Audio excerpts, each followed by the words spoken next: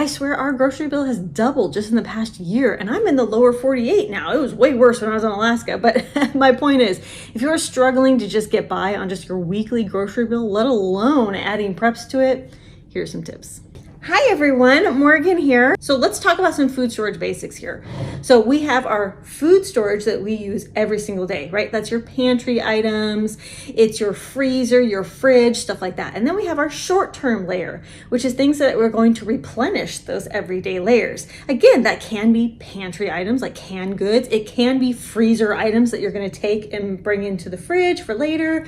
It can be even shorter term items like, like I store ground flour and sugar and salt that I use to replenish for baking goods and stuff like that.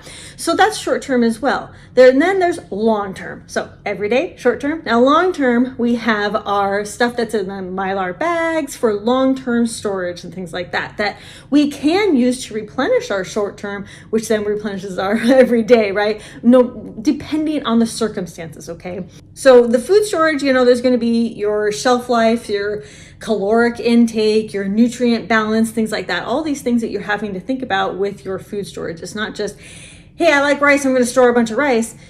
Well, there's a lot more to it than that. You need to be storing everything that you actually eat, right? So we're going to go back to that everyday storage and we're going to say, okay, what do we eat on an everyday basis? What are the foods that we eat for breakfast, lunch, and dinner? Great. Now I'm going to take that and I'm going to say, okay, well, now I'm going to start storing foods from that ingredient list. Okay. What do I shop for every week? Do I get a lot of fresh fruits? Do I get a lot of fresh vegetables? What do I get? Now, how can I turn that into my food storage? Okay. I can now get the canned versions of those. I can get canned fruits, canned vegetables, canned beans, all these things to make things easier. I get a lot of grief whenever I show something like a great value can of something or a great value frozen something. They're like, is that even food? I am not here to judge you on the type of food. I do not care whether you buy all organic.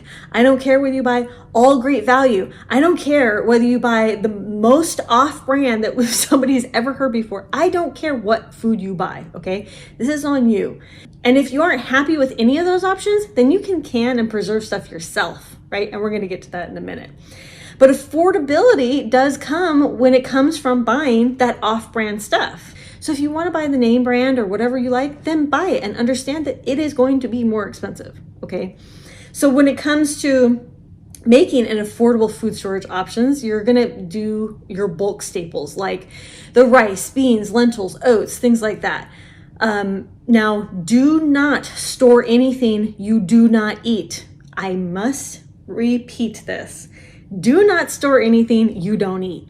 Now, if you want to try lentils, let's say you've never tried lentils before and you're like, hey, I want to try some lentils to see if I could store it and add it to our everyday meals and our preps. And let's see, let's get wild, okay? Then sure, let's do that. Let's go ahead and go buy one small bag of lentils, look up some recipes, and then try some lentils in your everyday eating.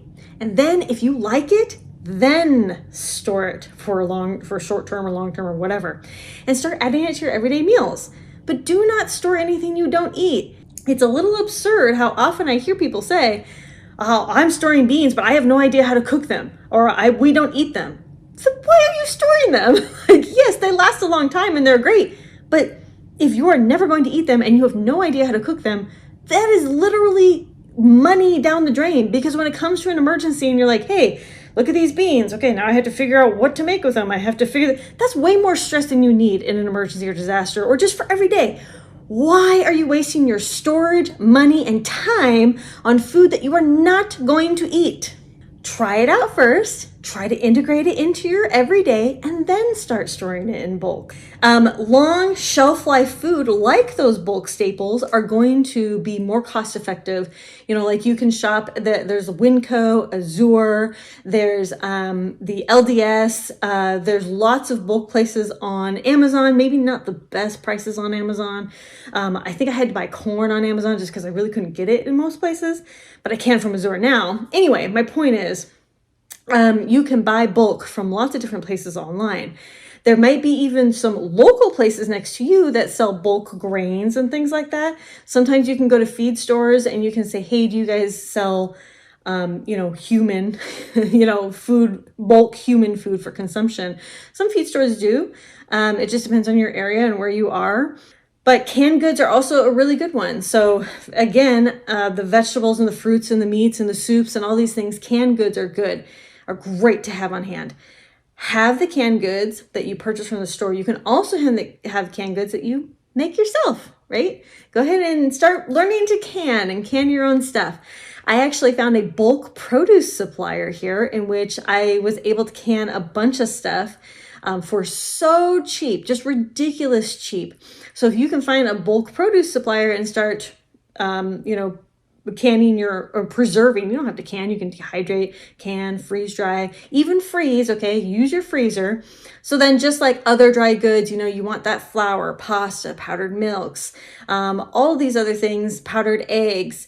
So some of this is going to be good for long term. So like wheat berries, great for long term, but know how to grind them and use them, that kind of thing. Fresh ground wheat berries act a little bit different than the ground flour that you get from the store.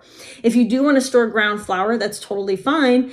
Usually they have a shelf life of around, I would say max 5 years. So if I put ground flour in a Mylar bag, it'll have a max shelf life of probably about 5 years or so. The storage techniques that you want to start implementing is, first of all, rotation.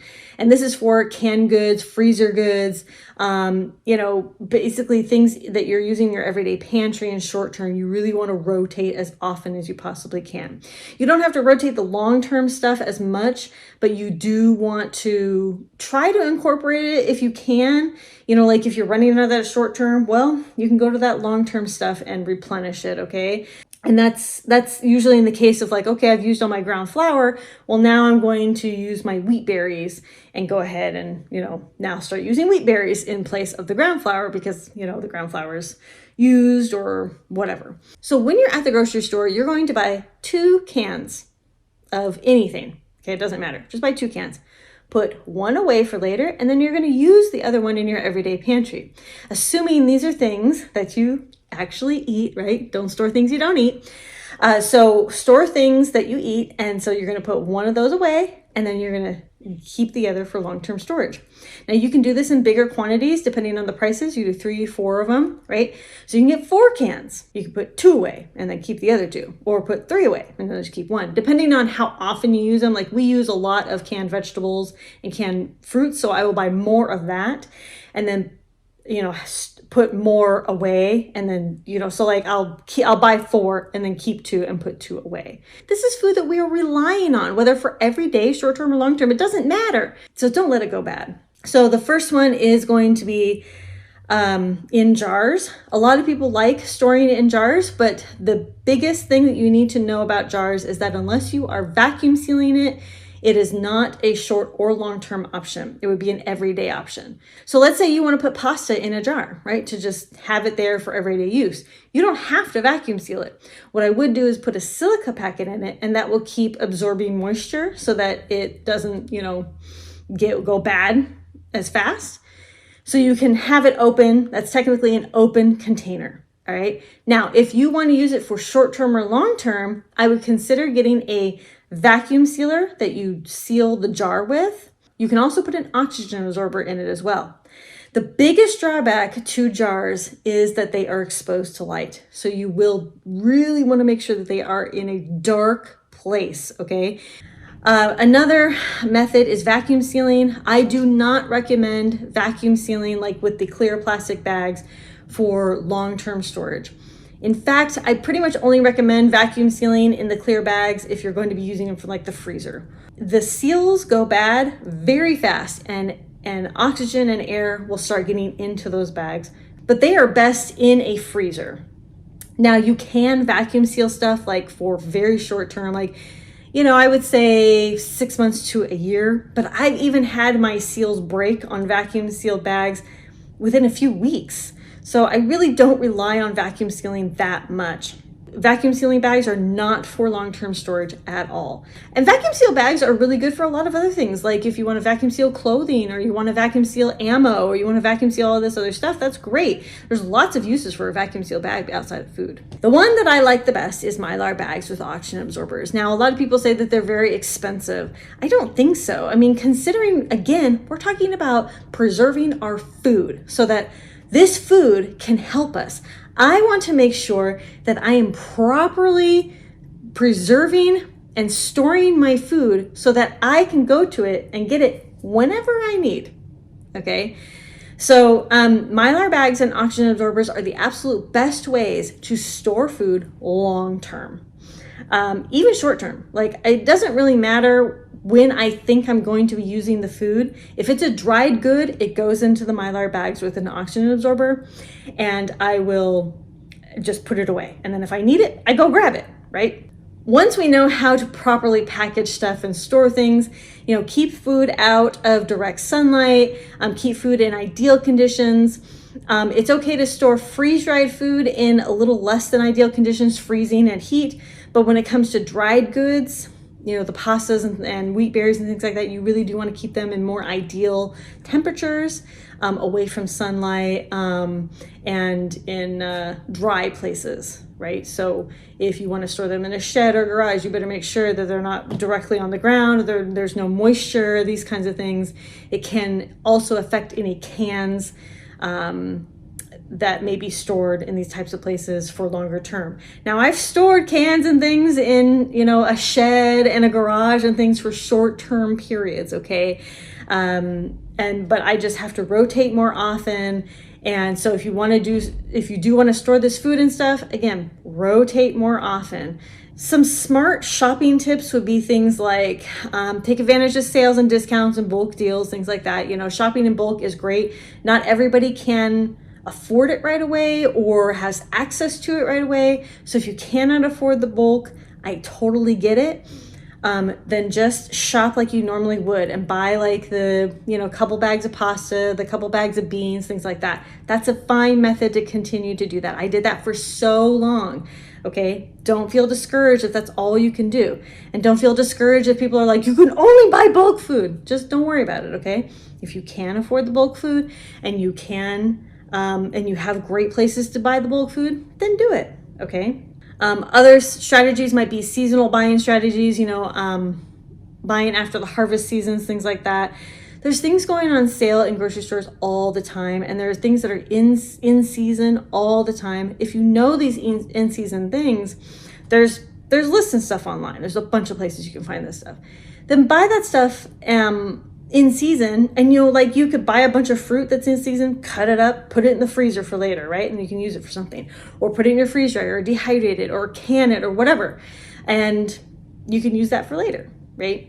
Of course, if you're looking for like freeze dry bulk food, there are lots of prepper websites for that. Okay, there's Mountain House, there's Four Patriots, there's Emergency Supplies, there's NutriStore.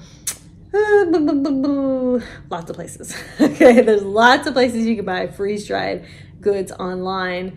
And I like having freeze-dried food on hand. Like, if you can't make it yourself, I like to have some freeze-dried food on hand just because it helps me, with everything. So like, I have my own food and stuff like that, but like, I know that freeze-dried food lasts 20 to 25 years or more. So I know that it is going to be good for a super long time, and I can use other stuff until I get to that freeze-dried food. So I'd like to just have that on hand. So the next one's gonna be growing your own food. I can't grow enough. Well, I can't do this. I'm in an apartment. I can't do that. Yes, you can. You can grow on a little hydroponics scale inside your home. You can grow vertically inside of your home. You can grow so many things inside of your home, whether you're in an apartment or house or whatever, okay? I don't care where you are. You can grow indoors, okay? You can grow on your patio. You can find a community garden. You can grow in containers in your backyard. There are no excuses to not grow your own food. Will you be growing enough food for the whole year? Probably not. That shouldn't be always your goal. Your goal should just be to grow food. And you can do it year round. if you plan for it, which is 100,000% possible, especially with indoor hydroponics or just indoor growing in pots and, with dirt, right? This is possible stuff. You can do microgreens, sprouts, tons of ways to grow your own food. You just need to start somewhere. So as I talked about before, rotate and manage your stock. This is really important. A lot of people just totally miss this step because they don't think that rotating your inventory is important. They just keep buying stuff and throwing it in, which is fine. Okay, I used to be that way. But you need to know where the holes in your preps are. Sometimes we get really narrow focus and we're like, okay, I'm going to buy lots of rice and lots of beans and lots of oats and that's all I buy. And then if you buy all that stuff, then you're kind of leaving a big hole in your food preps. So keeping a solid inventory is super important. When things go in, you put it on the inventory. Inventory about every 6 months or so, just to make sure that I have my inventory all up to date. And if I don't, then I update it, of course. And we just make sure that there are no holes. Like the other day, because I took inventory, I only saw that I had like a few gallon-size Mylar bags of green coffee beans. And I was like, well, that's not enough, so I went and I purchased another bag. And now I have it on my list to purchase another couple in the next few months so that I can increase that supply. So when you take an inventory, you're finding holes in your preps and you're figuring out what more you need to actually fill that. Another way to find holes in your preps is to actually do a menu. Actually write down your everyday meals, and then what ingredients you need for those meals and the grocery list that might go with needing for those meals. And then you can work off of that, right? Just get for like a week, you might work off of that grocery list, and the next week you're going to do the same thing, et cetera, et cetera. But you're going to start at the top and just go, okay, I need, 10 pounds worth of rice to be able to sustain this week's worth of food, or whatever the case may be. So then you're going to work on getting those 10 pounds of rice, which is not hard, by the way, are basically meal planning your preps. And this is helpful in the beginning if you're just getting started with preparedness. You're meal planning your preps so that this is what I need for these meals in order to sufficiently store these preps and food and meals to get us through an emergencies or disasters, or every day, right? Whatever the case may be. This is what I need. There are budget-friendly recipes out there, right? Like I love easy meals. I am not a really complicated cook, okay? I have 2 kids with another on the way, a husband, me, we all eat, right? If I can do a quick rice and chicken and vegetable together, I will do it, okay? If I can just throw together, a pasta and a vegetable and, a carb or whatever, I'll do it, okay? Make things easy for yourself. And you can spread these things pretty far as well. Like you can use maybe half a can of vegetables in a 1-pot meal and then use the other can later. You can stretch meat, you can stretch beans, you can stretch things for more than one meal, especially leftovers. I mean, who doesn't love leftovers, right? There's no reason to add complication to emergency and disaster situations. And this could be anything from job loss to hurricanes to whatever, okay? If you are serious about your preparedness, these are just my tips to affordably prepare your pantry. And it's not so much the fact that these things are not going to cost money, because prepping costs money, but we can be clever about it and we can make sure that whatever money and time we do invest into our food storage, we are investing it intentionally. We are not randomly buying food. We are not buying food because this prepper told me to do that. We are buying food because we eat it. We are then storing it properly, and we are rotating, taking a solid inventory and making sure that whatever we do buy, we can cook with, the whole family enjoys and likes, and everybody is happy, okay? Thank you all so much for watching Conquer Tomorrow by Preparing Today. Don't forget to check out my website down below. It has a ton of tips and things on what you can be prepared, and check out some other videos. Bye-bye.